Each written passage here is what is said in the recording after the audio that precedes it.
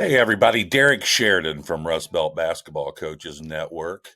I've been sitting here all morning and into the early afternoon working on our next Legend of the Game presentation, which will be in about Coach Steve Platt from Huntington College, Huntington, Indiana. But while I was working on that, a friend of mine had sent this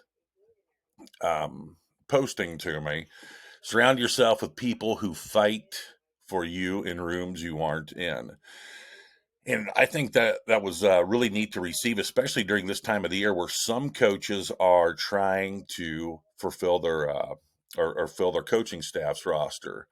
Um, so when I read this, I immediately thought back my career. I've had some really good, if not outstanding, experiences with the coaches who I worked with over the years, both as an assistant coach and a high school head coach.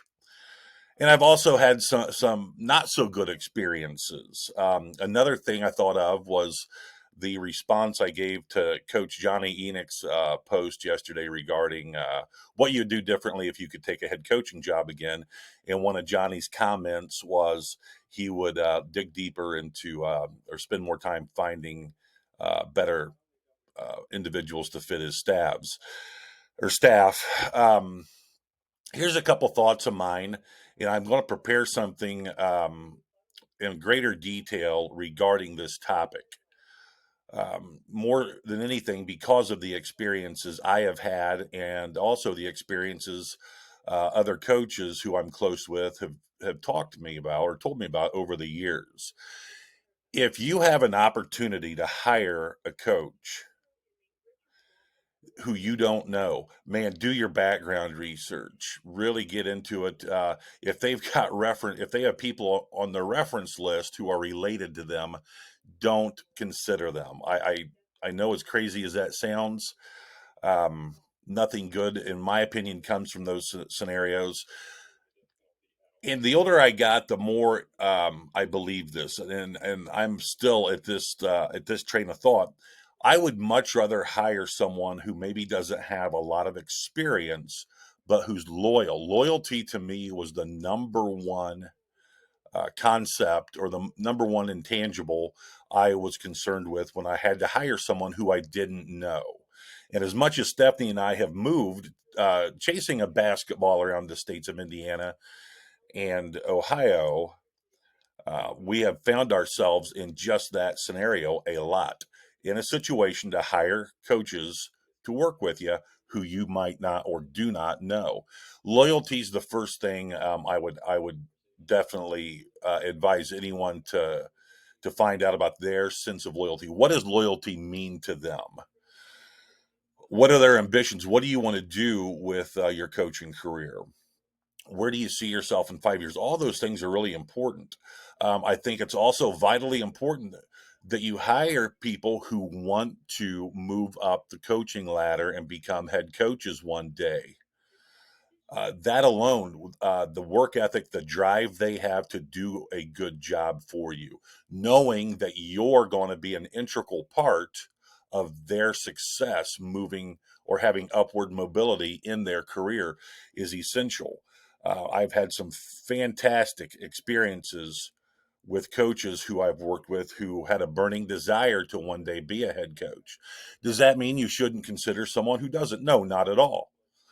But one thing that you need to stay on top of with coaches who do not want to be a head coach, who don't want that upward mobility in their career, is you're going to demand that they work as though they did, because their performance, the things they provide for your program, are a direct reflection onto you as the leader of the program.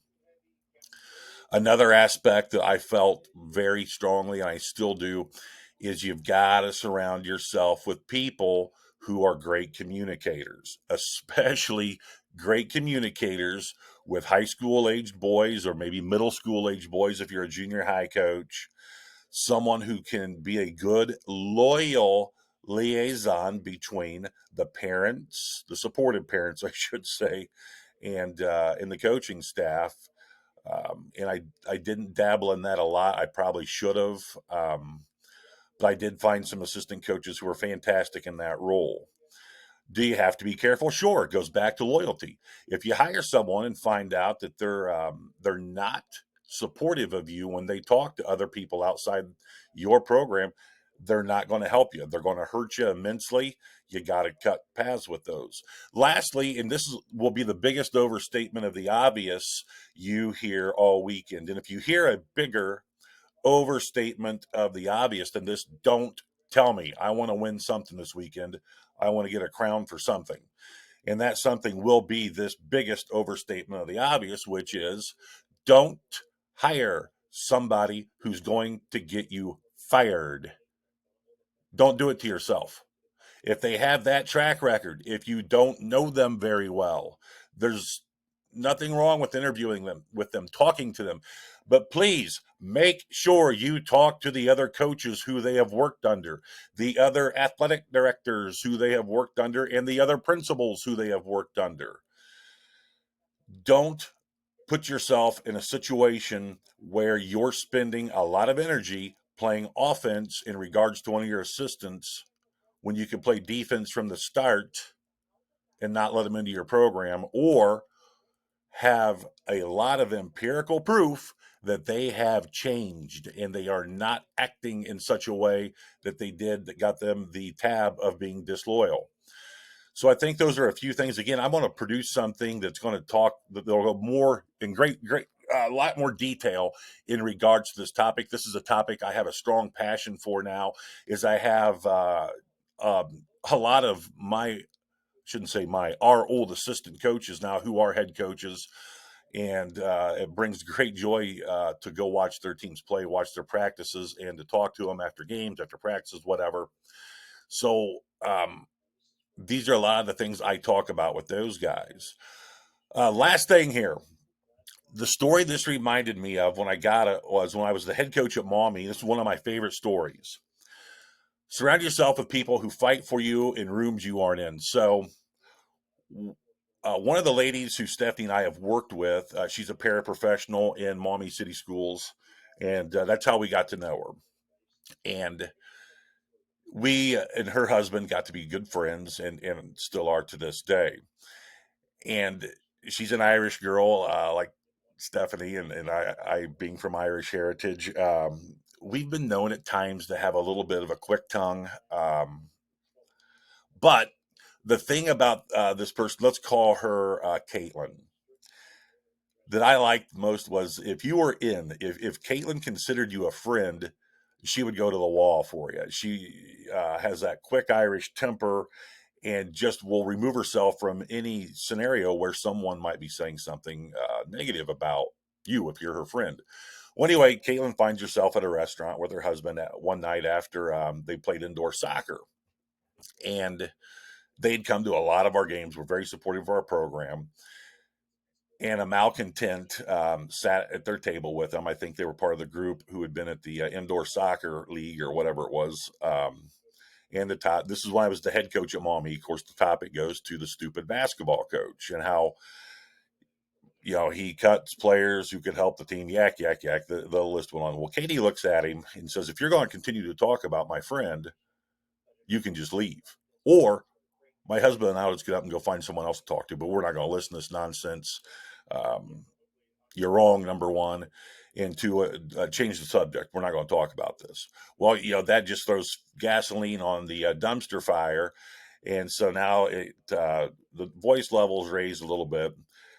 And Katie lets everybody in the restaurant know unequivocally that she vehemently disagrees with the malcontent. And of course, my phone rings that night from the malcontent because he knows I'm going to hear about this. I could care less, whatever I listen. Well, the next day, and this is the key. The next day, I get to school, and Caitlin and I are getting coffee in the morning.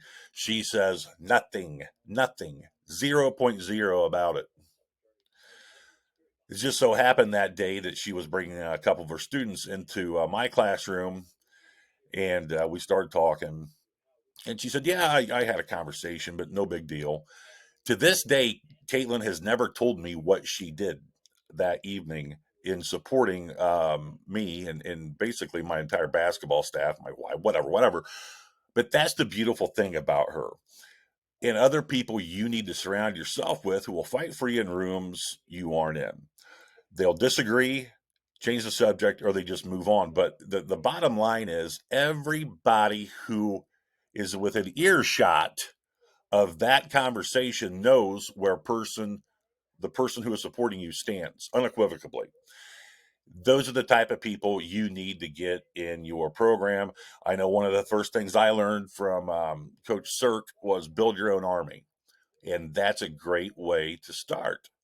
Is everybody going to be that supportive? No, that's not everybody's personality.